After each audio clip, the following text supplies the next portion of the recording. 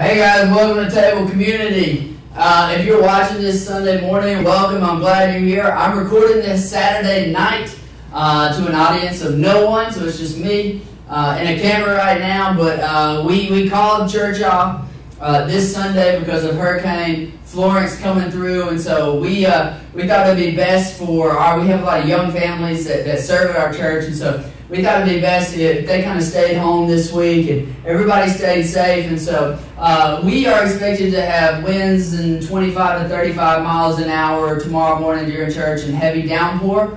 And so we'll probably be pretty safe. You know, some people might lose electricity, those kind of things. But please pray for the people that live on the coast. And so there are a lot of people who have come to seek refuge in Greenville, Spartanburg County over the last few days. And I was in Louisiana when Katrina hit New Orleans, and one of the things I remember about that is that there were people that came and stayed with us. We were about 3 to 4 hours inland, just like we are now. They came and stayed with us, and they never returned home because they didn't have something to return home to. So please, please, please pray for people along the coast, and know that there are people right here and now around us that are dealing with great loss. And so pray for those people and pray for God's provision and grieve with those people and just be there for them and know that we care for them. And if you know somebody, if you're part of our church and you know somebody, let us know.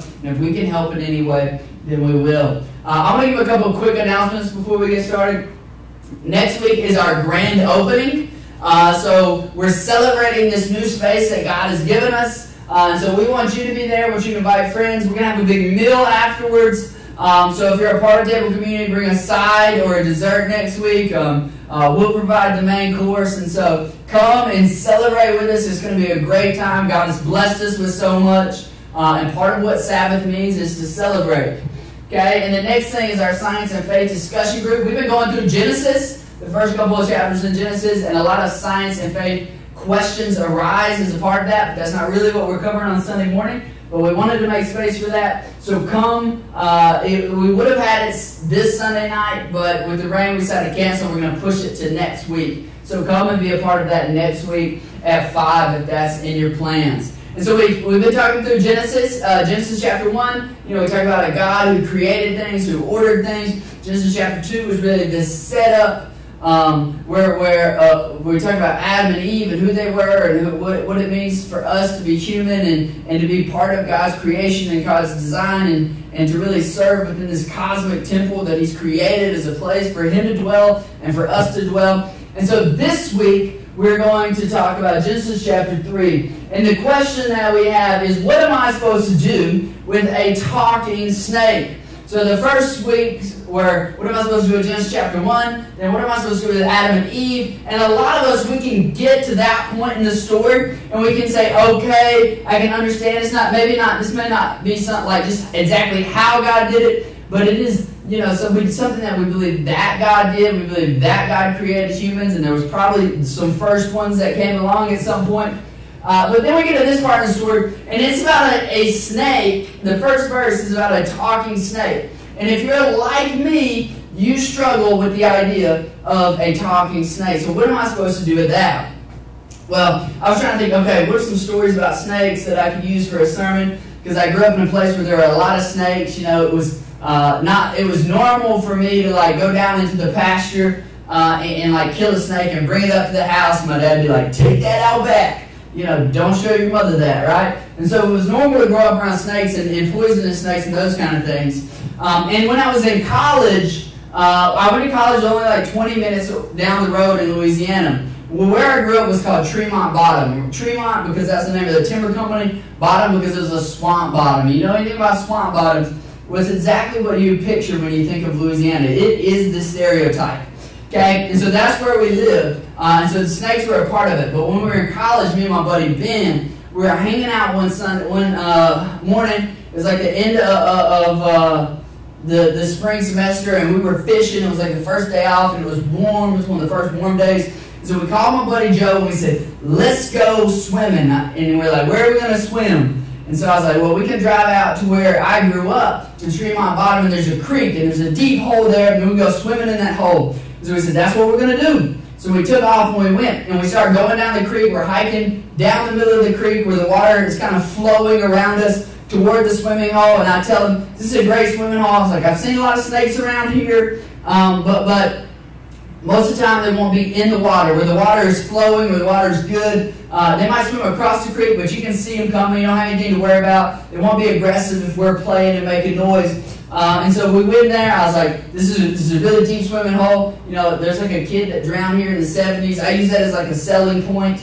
It's like, this is like really, really, really deep, and it'll be fun. So we went there, and we got bored that with like 10 minutes. So we started walking down the creek, because I was telling this other story. I'm like, hey, one time growing up, me and my cousin, we were hiking down this creek, and we found a boat lodged up in a tree, because swamp bottoms, they flood every year. I was like, there might be treasure down there. We need to go find it. So we started hiking down this creek, and as we're hiking down, my buddy Joe, he climbs up on the side of the bank, and he says, guys, you got to see this. So we climb up on the side of the bank, and we look. And what happens is the beavers have dammed up the creek, and there's several acres of flooded acreage right there, and the creek kind of goes around them. It's been rerounded around this flooded acreage. And so we look, and like the creek makes this big U, and we kind of said, if we cut across the beaver dam, the beaver pond, we're going to save ourselves time. Right? And we look at each other, and we're like, you know, there's probably like 200 water moccasins in this thing. And we're like, yeah, but we're going to run really fast, and they won't get us. And so we take off, and we run across this beaver pond, and it's like waist-deep mud, and we get to the other side, and we kind of just fall down, and we're tired, and we're laughing, and we're having a good time. We're playing right there at the edge of the water. And then all of a sudden, my friend Ben, he says, ow! He says, something bit me. And I said, Ben, you're being a pansy. You stepped on a stick. Nothing bit you. We've been making so much noise. There's nothing around us. And he says, it bit me on my pinky toe. I said, now you're really being a wimp. And so like 2 minutes passed, and he says, it hurts. I said, let's look at it. And there was these 3 little pinprick holes on his pinky toe. And then I said, do you want to keep playing? And my buddy Ben always wants to play, even now that we're grown-ups. He's like, yeah, let's keep playing. And so 2 minutes later, I was like, let me see it. And we gather around, we look at it. And at this point, already half of his foot is swollen. And I said, guys, we got to go to the hospital. So we hike about a mile back up the creek, and when we get into the truck, and we speed to the hospital, and Ben's in there, and 14 vials of antivenom before he can get out of there, and his leg swells up to his hip. But the reality was this. We decided to take a shortcut across that beaver pond. And if we had just stayed in the creek where the water was flowing, away from the habitats where snakes, especially water moccasins, like to hang out, in kind of shallow, non-moving water, that's where they like to hang. If we had stayed in the river, in the creek where the water was moving, we probably would have been okay, like I've been okay so many times before. But a lot of times we try to shortcut life just to get to the fun. Sometimes that looks like settling. Sometimes that looks like, hey, I'm going to wait for somebody else to tell me what to do, or I'm just going to take the easy route out this time, or there's somebody I need to forgive, but I'm just going to ignore them right now. I'm going to put that thing off to tomorrow. I'm going to leave that thing to chance. There's something I should probably speak up for, but instead I'm going to keep quiet. Well, I want you to know this today, that shortcuts invite chaos into our lives. And they cut us off from the fullness of God's plan. Right? When we shortcut relationships, we find ourselves lonely and disconnected. Right? When we make ethical shortcuts, a lot of times that looks like compromise. When it comes to building our faith, it actually takes time to build our faith. Well, when we try to skirt around that, we find that our faith feels very irrelevant. Sometimes we shortcut rest. When we shortcut rest, maybe that's you feel burnt out. Sometimes we shortcut exploration. We got questions and doubts and concerns that we don't want to answer, and so we just hold on to what we believe very strongly, and actually God is trying to prompt you through those questions and say, walk through that with me, let me lead you to a deeper place, but we don't want to do that, and so what happens is we become cynical. Sometimes we want to take shortcuts to money and power and success, and then when we get there, we find that it's empty. Well, Genesis 3 is all about shortcutting God's plan and the consequences. You know, when we think about the first couple of chapters of Genesis, we tend to think scientifically. We tend to think about causation what's the cause and composition, like what are we made of? But the people who read this originally, they would have thought very symbolically about this passage, right? They would have expressed their understanding through imagery. Where we're interested in events and material reality, they're going to be more interested in ideas and representation. And if that's a struggle for you, I'd say go back and watch the messages for the weeks leading up to this, right? And so some historians would call Genesis 2 and 3 a historized myth, a historical myth, right? Which I don't love the word myth because we tend to associate that with not being true. And the word myth, I just think it's easily misconstrued. But when we say something is a historical myth, that's not to say that it's not based on reality. It just means that we would use words like imagery to describe it. We'd even say that we would use imagination, or we might say that it is an imaginative telling. But what we wouldn't say is that it's imaginary. And so illustration might even be a better word. So when you look at this picture, what you're seeing here is a picture taken by the Hubble telescope. When you look at this picture, we say, this is truth. This tells us something about our reality. Now, this picture is a picture of Van Gogh's Starry Night. It's one of my favorite pictures. This picture also depicts the night sky. And it also, in some ways, tells us deeper truths about our reality and the beauty and the whimsicalness of this world that God created us to live in ways that the other picture can't. But both of them represent the night sky. But you wouldn't use one to study the composition of the stars. And the same is true about Genesis chapter 1. I want you to understand this, that this text is not true in our lives because it happened, but because it happens. Okay? This isn't just true because these are based on events that happened a long, long time ago. No, this is true because this is based on realities that are a part of our life right now. So let's dive into Genesis chapter 3. The first verse says, "Now the serpent was more crafty than any of the wild animals that the Lord God has made." Okay, who do you think the serpent is? Alright, if you grew up in Sunday school, you're probably going to say the devil, right? And even in Revelation, at the end of the Bible, which is a book that is filled with imagery, they talk about the ancient serpent, right, as an allusion to Satan. But the original Israelite audience, they would not have made that assumption. They would not have made that assumption. And in fact, in their mind, they live in a world where there are many snakes, they would not have assumed that this is a particularly special snake. This is a snake, and snakes tend to be the crafty serpents, right? They tend to be the crafty animals, right? It even says that the serpent is one of the wild animals. So that God made a lot of wild animals, and the serpent happens to be one of them. Verse 2, it says, "He said to the woman," the snake, "Did God really say you must not eat of any tree of the garden?" The woman said to the serpent, "We may eat fruit from the trees in the garden, but did God say you must not eat from the fruit of the tree that is in the middle of the garden?" That's the tree of wisdom, the tree of knowledge of good and evil. "And you must not touch it or you will die." "You will not certainly die," the serpent said. I like how it says that. "You will not certainly die."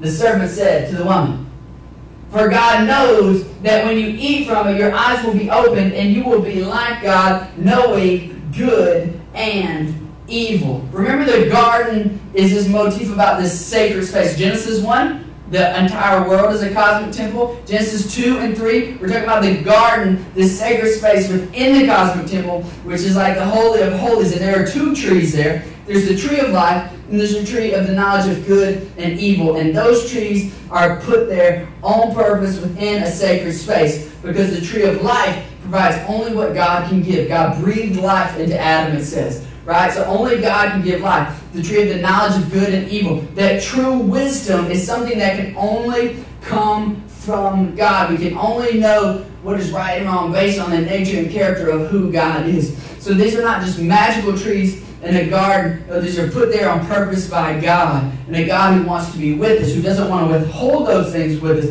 but who wants to administer and deliver those things to us in the right time and at the appropriate time and place. And that as humans, those are made available to us, life and wisdom if we're in a right relationship with God. The trouble comes when the humans try to seize control for themselves. This is about the presence of God on earth and what a relationship with Him makes possible. Okay? That life and wisdom are possible, but they're made possible in a relationship with God. So there's this snake in the story. Now, in this, they would have seen the snake as what they would call a chaos creature. God is a God of order. The snake is a creature of chaos. He likes to introduce chaos. Right? God comes from the ordered realm. The snake comes from the non-ordered realm. He likes to promote disorder. Right? They wouldn't necessarily thought of the snake as evil, more as just amoral. This thing is mischievous. It's destructive. Right? It can be problematic if it can be left unchecked. It's like in our society, some of us, like me, we're like, I don't like snakes. I don't like them at all. That's what I have nightmares about. And then some people, they like keep snakes in their home, and that's not okay. But those are people, they're not. That doesn't make you a bad person. It's just kind of weird to me that you keep a snake in your house. But we don't see them as good or bad, just as things that have the potential to cause harm. That's how they would have seen this. And so the audience would not have read this as a tale about snake versus man, right? They would have seen this, they would have seen the imagery as this is symbolic of a cosmic battle. This is the beginning of a cosmic battle of which we are still feeling the effects of. And that is what we come to understand. It's like, oh, I don't know where sin came from. Regardless of what your theology about sin is, we still have to deal with the consequences of it. And they are primarily concerned with the consequences of sin in this story, not so much the cause, the agent of cause. So they don't see the snake so much as the cause, as the catalyst. He makes it possible. Which this is just much like how most things tempt us, right? Knowledge does not cause cynicism, but knowledge, if we have a lot of knowledge, we tend to cling very tightly to our ideas, and it lays the groundwork that can lead to cynicism. It makes it more tempting, right? Success doesn't cause pride, but success creates an environment where pride becomes more tempting, right? Hard choices don't make you compromise, but when we have hard choices, the tendency, the temptation to compromise becomes a bigger reality to us. And so God here, He says, you must not eat of the tree. You must not eat from the tree in the middle of the garden. That's the tree of the knowledge of good and evil. And you must not touch it, or you will die. So we read this and we have problems with this part of the text because we know the end of the story, right? They eat from it, and do they die immediately on that day, kind of the way it suggests here? No, they don't. We know they keep on living, and which is exactly what the snake said. So we read this and we say, okay, is the snake telling the truth and God's lying, or did God just tell the truth and then He changed His mind and the snake knew He would change his mind? No, the way you need to read that, the way it's really structured, it says, so that on that day, when you die, right, there's a sense that you will realize that this will happen, and you will look back, and you'll know this because you shortcutted God, right? If you prematurely eat from the tree of wisdom, then you're going to actually cut yourself off from the tree of life. You will not survive without the tree of life. So the snake knows this. He knows what God has said, and the snake twists that. He says, you will not certainly die. You know, you would typically say that, you will certainly not die. He even changes the words. He says, you will not certainly die, the serpent said to the woman. And the way the verb tense works here is really this. It's basically saying, don't think of death as such an immediate consequence.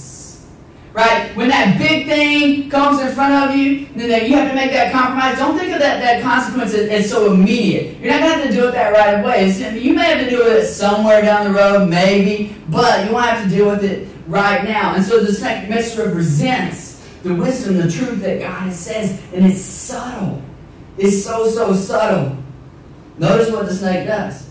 He doesn't actually suggest that Eve should eat the fruit. The snake just makes the prospect of eating the fruit look very appealing. And this is what happens to us. You know, Molly, my wife Molly, she went like 3 years without drinking Dr. Pepper when we were in college. And one day I was like, I don't like to have Dr. Pepper around. So if I could convince Molly to drink Dr. Pepper, we might get to have it around. So what I did was I told Molly I was drinking Dr. Pepper. I was like, it's so good. I didn't say, Molly, you have to drink a Dr. Pepper. Because before she gave it up, she used to drink it every day. And so she gave it up. And then I just said, Molly, YOLO, you only live once, right? You can take care of yourself all week long, but take a break, reward yourself, celebrate life a little bit, have a Dr. Pepper every once in a while. Right? Well, let me tell you, now Molly goes to Sonic every single day and orders a large Dr. Pepper with vanilla in it. Right? It's not that we wake up one day and we say, I'm going to make a terrible decision. No, it's that we've believed in subtle lies that lead us to that point. Verse 6, it says, when the woman saw that the fruit of the tree was good for food and pleasing to the eye and also desirable for gaining wisdom, she took some and ate it. She also gave some to her husband who was with her, and he ate it. Then the eyes of both of them were opened, and they realized that they were naked, so they sewed fig leaves together and made coverings for themselves. Then the man and his wife heard the sound of the Lord God as he was walking in the garden in the cool of the day, and they hid from the Lord among the trees in the garden. But the Lord called out to the man, where are you? He answered, I heard you in the garden, and I was afraid because I was naked, so I hid. And he said to them, who told you that you were naked? Have you eaten from the tree that I commanded you not to eat from? There's a line in there. God says, who told you that you were naked? That was runner-up for the sermon title for the day. But this is what God is asking them. He says, who told you that you were naked? Who told you that you were exposed? Who told you that you had any reason to feel shame about who I created you to be? This is like a parent. This is what God is really asking them. He's saying, who are you listening to? Because if you were listening to me and you came to that truth in a timely manner, in the way that I wanted to bring that truth, if you had gradually grown and matured to embrace that truth the way that I intended to do, you wouldn't feel shame about it. But here you are, and you feel shame for who you are. Who are you listening to? It's like a parent asking a child, who told you that you're a failure? Who told you that you're ugly, that you're not good enough, that you're a bad person, that you're hopeless, that your future is dark? Who told you that money was the key to happiness, that you are somehow disqualified, or that you need someone else to make you whole? Or who told you that it's too late? Who told you that dream is impossible, that you should be afraid? Who told you that you should feel shame about who I created you to be? Because God created each and every one of us different, and He equips us and gives us different gifts, and that's actually beautiful. And we get twisted.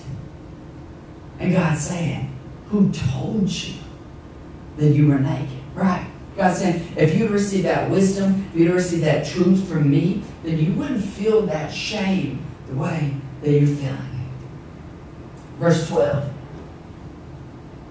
Then the man said, the woman you put here with me, she gave it to me. She gave me some fruit from the tree, and I ate it. So the man says, it's the woman's fault. Then the Lord said to the woman, what is this that you've done? And the woman said, it's the serpent deceived me, and I ate. She says, it's the serpent's fault.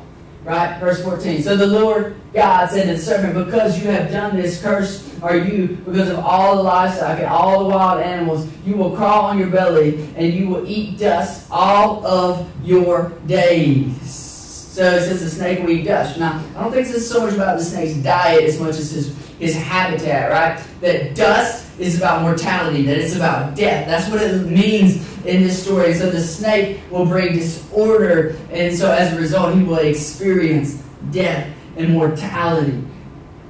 So 15. Hey, sorry about that. I just realized I stopped recording. This is the beauty of technology. We can just pick right back up. Okay? So verse 15, it says, I will put enmity between you and the woman, and between your offspring and hers. He will crush your head, and you will strike his heel. So the result of the serpent's role was that evil took root in generation, right? And so he will strike your heel, and this will go on and on and on. This is about the result of an ongoing battle, that this will happen from generation to generation. That we invite chaos in our life. It doesn't just affect us, it affects others around us, and it affects those that come after us. And so you might be asking, why would God let a snake into the garden in the first place? Well, a chaos creature, into the Holy of Holies. Why would God let this happen? Well, it doesn't actually say that the snake was in the garden. Remember, Eden is a big area, and the garden is within Eden. And so Adam and Eve, their task, it doesn't necessarily suggest that they have to be in the garden all the time. Right? You think about a priest in a temple, they serve in the sacred place, but they don't necessarily live in the sacred place. Right? So the snake, he plants the seeds of temptation before Eve is even standing in front of the tree, right? So for us, when moral compromise happens, it rarely happens because just a potentially bad decision is just thrust in front of us and we're like, I get to make the choice between a really good decision or a really bad decision. No, we fall into these traps because we've allowed these subtle lies to lay the groundwork. These subtle lies, we allow them into our psyche. And so that when we reach that decision, it doesn't feel like we're making a major bad decision. It just feels like this is the way that things should go. Verse 16. The woman said, to the woman he said, I will make your pains in childbirth very severe.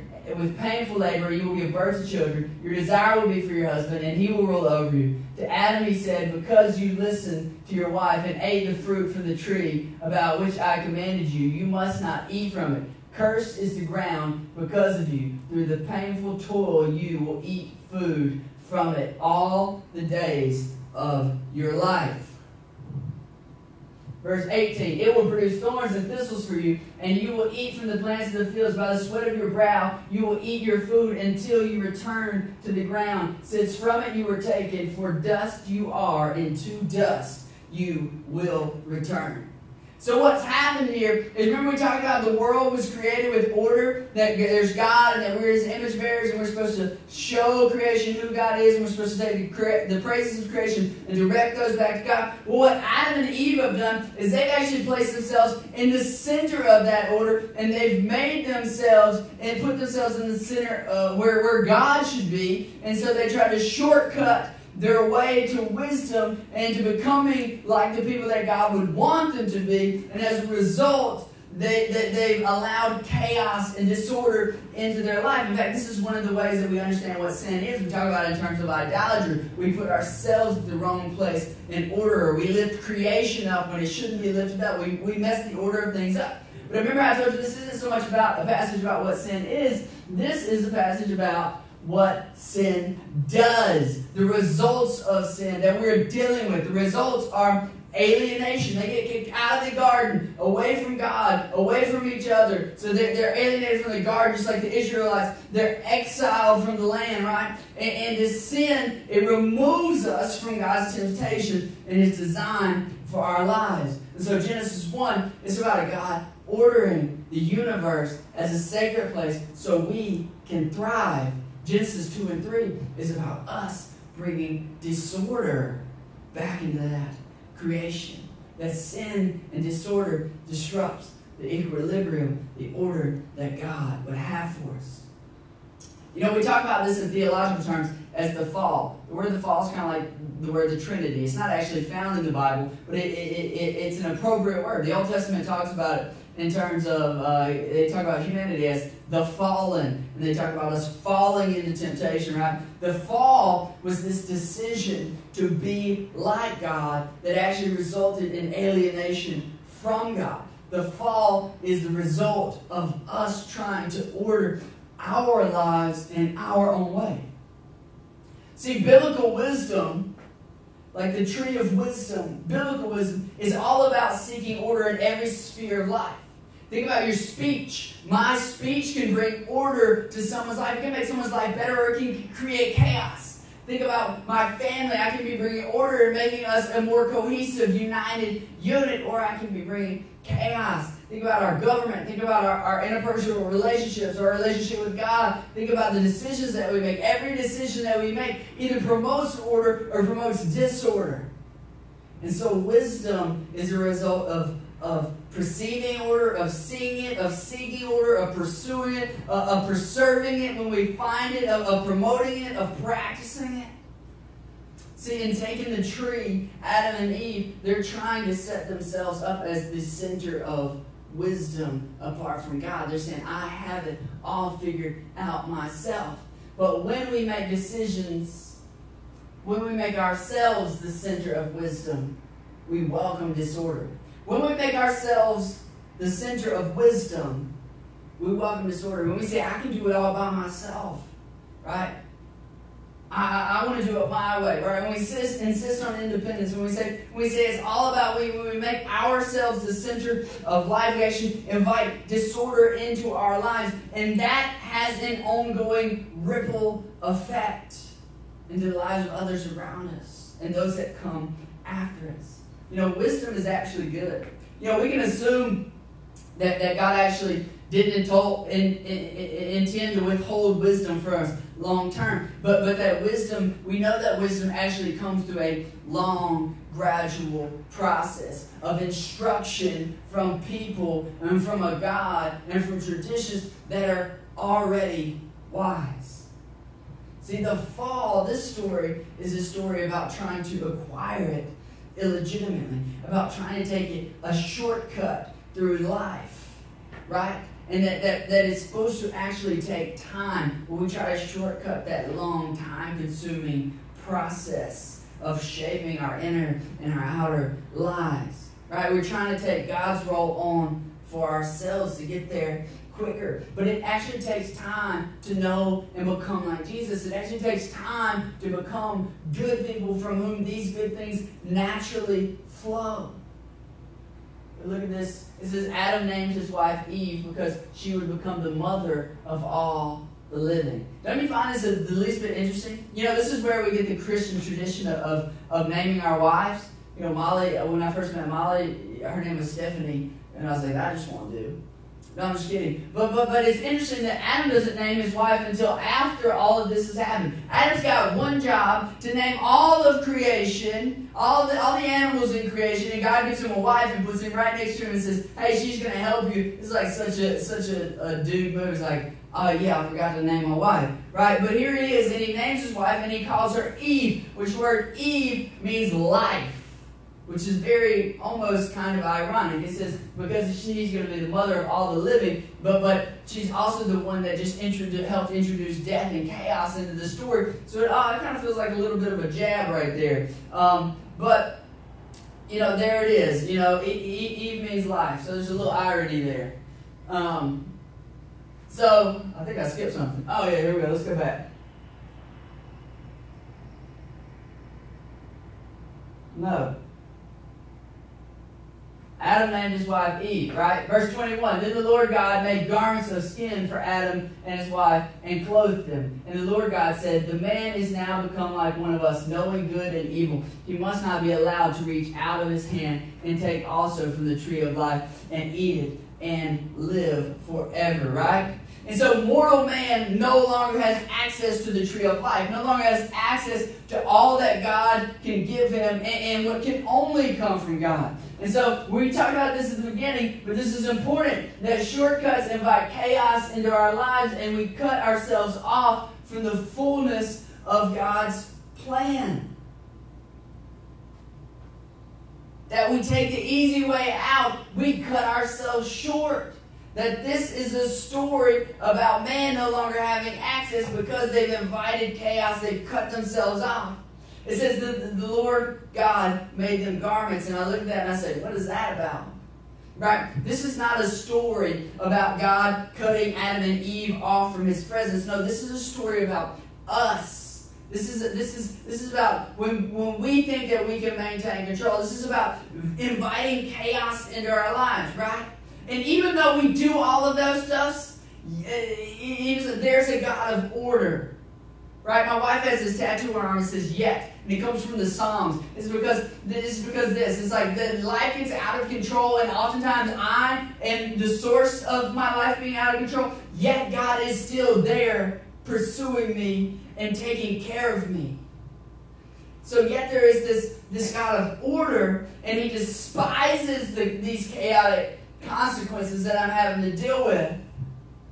But he's saying, even though you reject me, even though you choose a different path than me, I will still seek to take care of you. You should look at Adam and Eve almost like teenagers who want out of their parents' house so bad that God created a place for them to live, and He wanted to take care of them, and He, like any good parent, He wanted them to mature at the appropriate times, and so He withheld some things from them until they reached that point where it would be appropriate. But no, they wanted it all right now, and so they're like teenagers.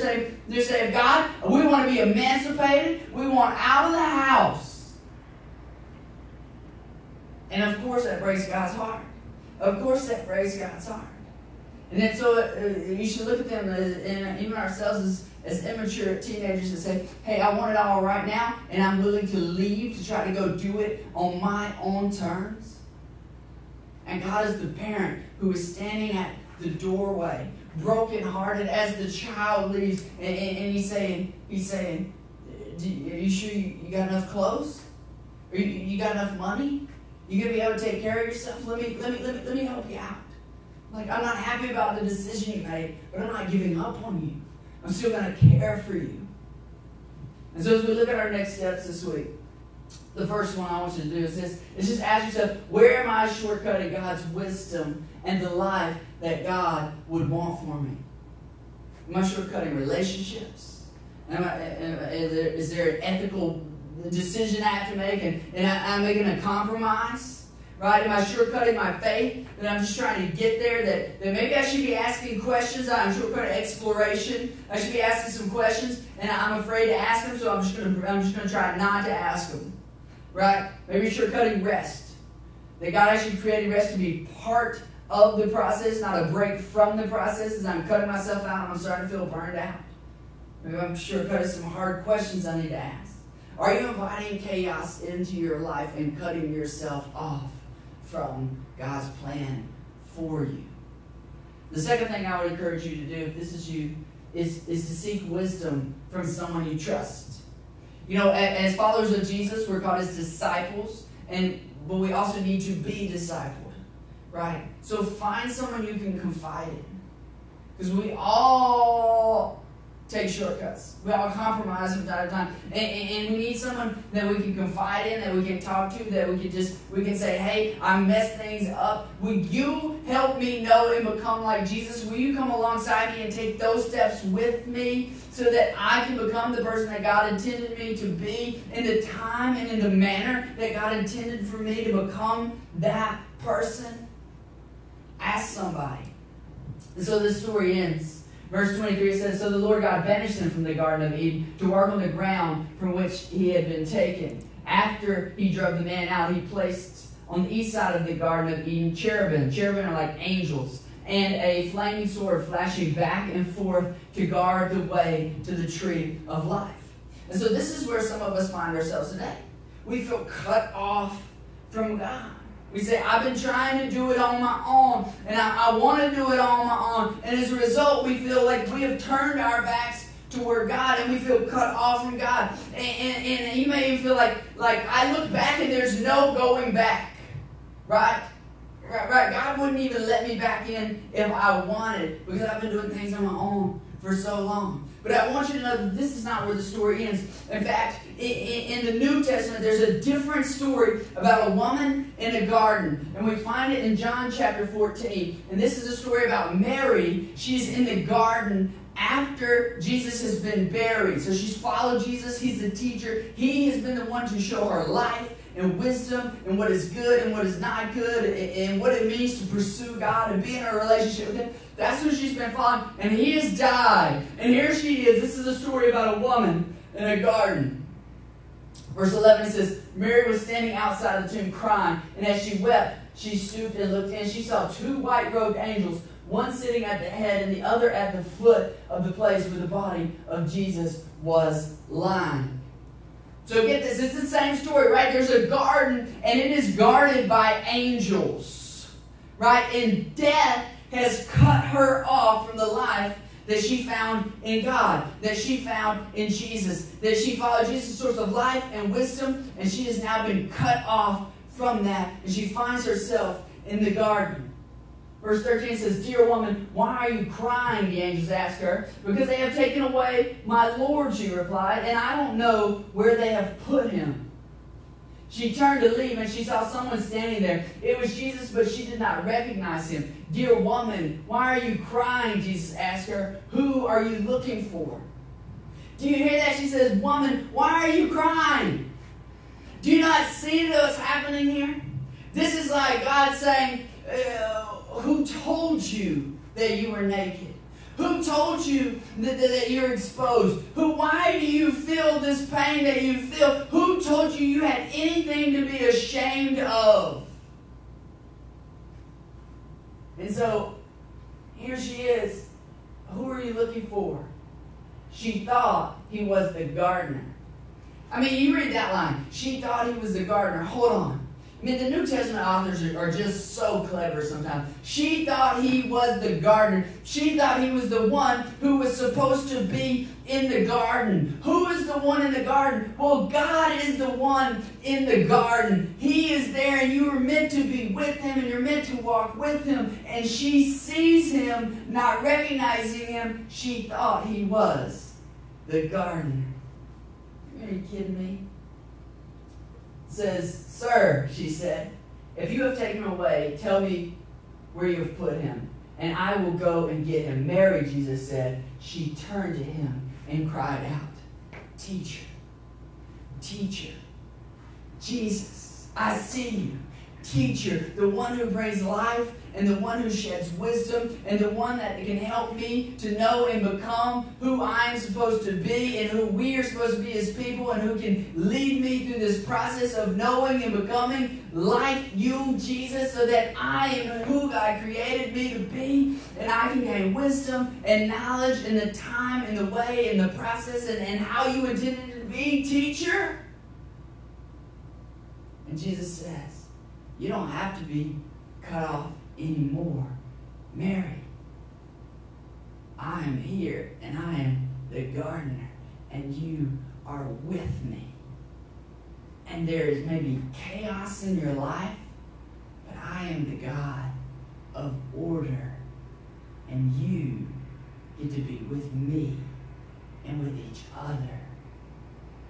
And that's the way I intended it to be. Hey guys, thank you so much for watching. Next Sunday it is our grand opening. I want you to come and I want you to be a part of it.